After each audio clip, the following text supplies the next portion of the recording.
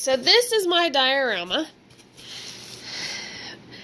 and it is made out of a cardboard box lid, 2 plastic bottles, modeling clay, and sand and paint, and of course duct tape to hold it all together.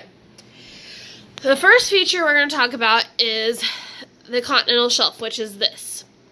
The continental shelf is a gradually sloping area that borders each continent, and it also is from the shore. And then the next one we're going to talk about is the continental slope, which is right here. This is the continental slope. It is a steady incline. It's a steady incline.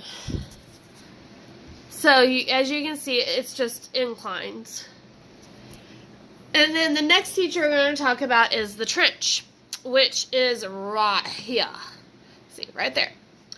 The trench is a canyon, and it's the deepest part on the earth. And then the mid-ocean ridge is right in here. Right in there. It consists of many peaks along both sides of a central valley. It's basically undersea mountains, is basically what an ocean ridge is. And then we got the seamounts, which basically the seamounts, all they are is like a mini volcano. It's just made out of, it's just a little mount made out of magma, and it is not quite active to be a full-formed volcano because it is still underneath the sea. It doesn't peak out. And then right next to the seamount is the volcanic island.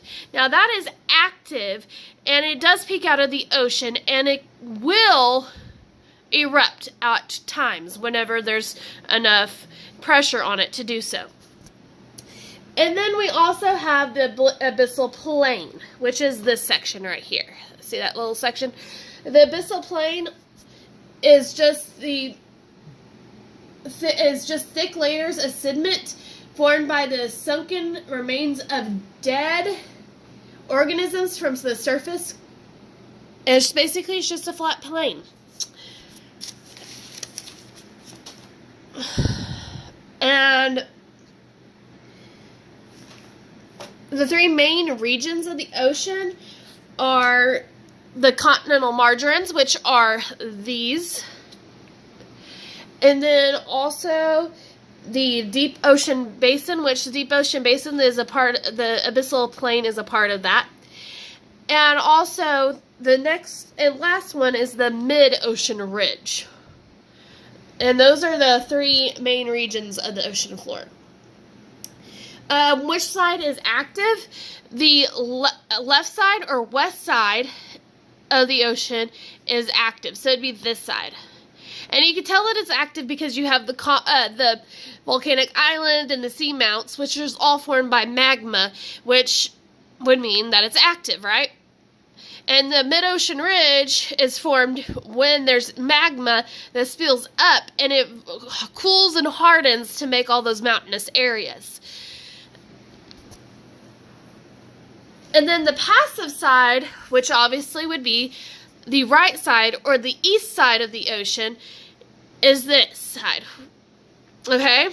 And it mostly has the abyssal plain and everything like that, and it does not have volcanoes or anything like that.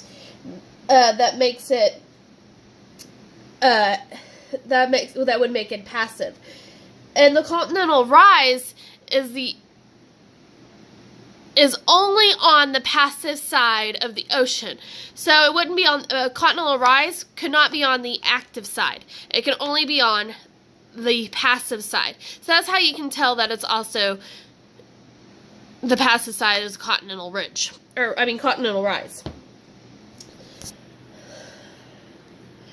Okay, and then the various features related to the plate tectonics is the trench and the mid-ocean ridge. All right, and the trench is a very deep, elongated cavity bordering a continent or an island arc. It forms when one tectonic plate slides beneath another.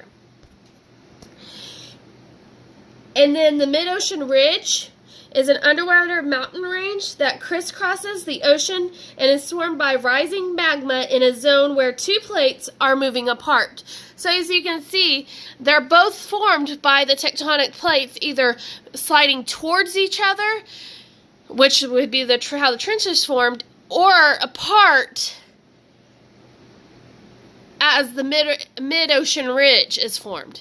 So that is it.